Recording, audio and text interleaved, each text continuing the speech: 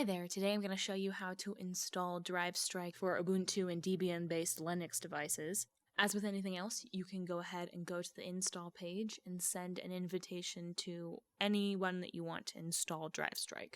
You can also log into DriveStrike from that device, go to the install page, and simply click the download link. For this demonstration, I'll just show you that we've sent the invitation email to a user. The user is going to click here, and it's going to take them to the installation page.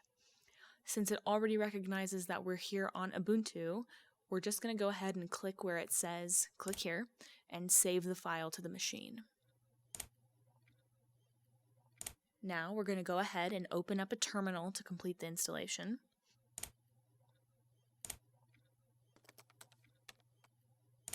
The first thing we're going to do is change directories to the downloads folder and make this script executable.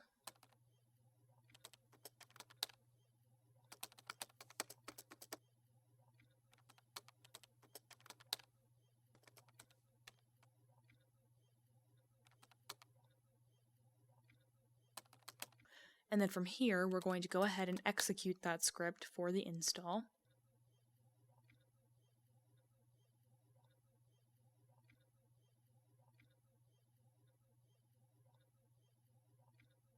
Select yes to do the registration, and we're going to enter in the email address that the invitation was sent to.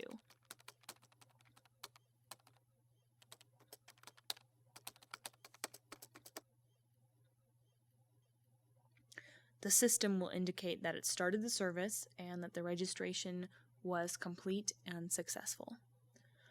From there, we're going to go ahead and go into the dashboard to confirm that this machine was installed and that it's ready.